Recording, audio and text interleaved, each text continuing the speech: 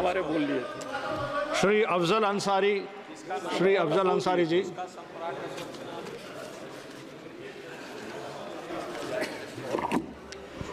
धन्यवाद।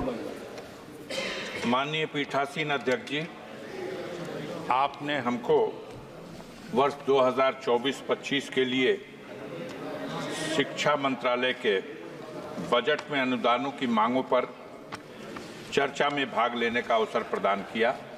मैं इसके लिए आपका आभारी हूं। माननीय लोहिया जी ने कहा था कि निर्धन हो या धनवान, सबको शिक्षा मिले समान। आज ये दुख का विषय है कि शिक्षा विभाग ने अनुदानों के लिए जो अपने बजट में प्राविधान किया है, उसमें यह अफसोसनाक स्थिति है कि SC, ST और OBC के लिए जहां बजट में वृद्धि करने की आवश्यकता थी, वहां उनके लिए निर्धारित बजट में भारी कटौती की गई है। सेम। और इसी क्रम में डॉक्टर भीमराव अंबेडकर साहब एक सेकेंड फाउंडेशन अभय कुमार जी, इसका बजट जो पहले से ही बहुत कम था, इससे पहले मात्र भी 40 करोड़ रुपया। इससे पहले भी माननीय स्पीकर जी साहब ने बताया कि जब सदस्य बात करते हैं एक हाथ जेब में ना रखें। इस बहरहाल इस बार ये 40 करोड़ का भी जो बजट था, इसे घटा करके अब 30 करोड़ कर दिया गया। एक मानसिकता का पता चलता है। ये भी देखने की बात है कि इस बजट में अल्पसंख्यकों की शिक्षा के लिए उसमें भी पहले की तुलना में भारी कटौती की गई, जबकि उसमें व्यापक वृद्धि की आवश्यकता थी। बजट में SC, ST, OBC को जो मुफ्त कोचिंग के माध्यम से उनको शिक्षा के लिए सहूलियत प्रदान करने का जो बजट था, वो भी पहले से बहुत कम था। लेकिन अफसोस की बात है कि जो था 47 करोड़ रुपया, उसे भी घटा करके अब मात्र 35 करोड़ रुपया कर दिया गया। इस प्रकार अगर देखा जाए तो टॉप क्लास की एजुकेशन के क्षेत्र में भी SC, ST के लिए जो पहले 111 करोड़ रुपए का बजट में प्राविधान था, अब उसमें भी बड़ी कटौती कर दी गई है।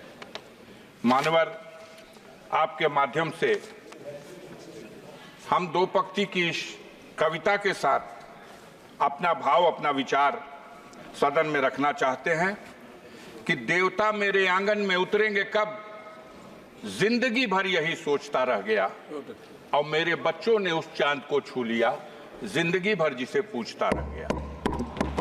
आज जब दुनिया शिक्षा के माध्यम से, टेक्नोलॉजी के माध्यम से, साइंस के माध्यम से अपनी उन्नति के शिखर पर पहुंच रही है, तब हमारे देश में शिक्षा में खास तौर से जो कमजोर वर्ग है, SC, ST है, OBC है, माइनॉरिटी के लोग हैं, इनके शिक्षा के प्रति जागरूक करने और बढ़ावा देने के उद्देश्य से बजट में बढ़ाकर प्राविधान किया जाना था, जिसमें बड़े पैमाने पर कटौती की गई। ये इस सरकार की दूषित मानसिकता का एक प्रमाण है। वैसे भी हमारे देश में विडंबना का विषय यह है कि दोहरी शिक्षा नीति लागू है।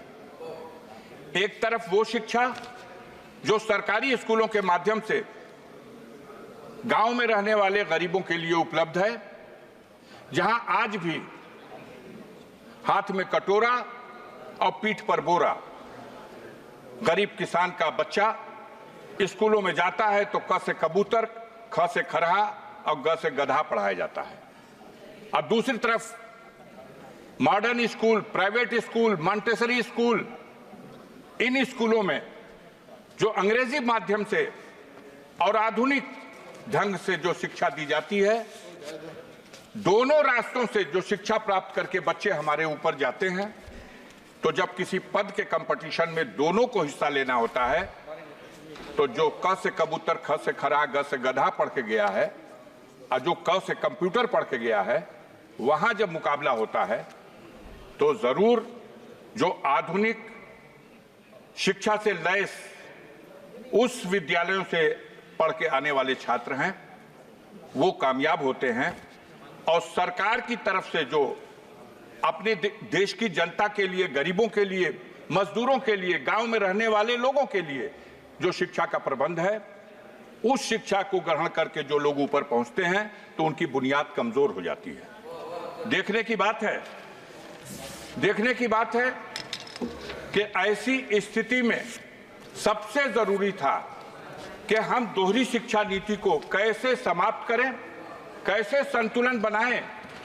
जो प्राइवेट स्कूलों की शिक्षा है वो इतनी महंगी है कि एक गरीब आदमी तो अफोर्ड कर ही नहीं सकता, एक मध्यम वर्ग का आदमी भी उनके बच्चों को 2 में, 3 में, 4 में, 5 में पढ़ने के लिए 2,000 रुपया महीना, 5,000 रुपया महीना, 4,000 रुपया महीना, और बड़ी ऊंची शिक्षा ग्रहण करने के लिए तो कोई साधारण किसान, कोई गरीब, कोई गांव का आदमी अगर अपनी हैसियत को भी बेच दे तो वो अपने बच्चों को डॉक्टर नहीं बना सकता, अपने बच्चों को उस तरह की शिक्षा नहीं दे सकता जो उसके लिए एक सपना है। मान्यवर, आपके माध्यम से इस सदन में हम आपसे ये अनुरोध करना चाहते हैं कि हमारी सरकार को दोहरी शिक्षा नीति को समाप्त करने की दिशा में पहल करनी चाहिए।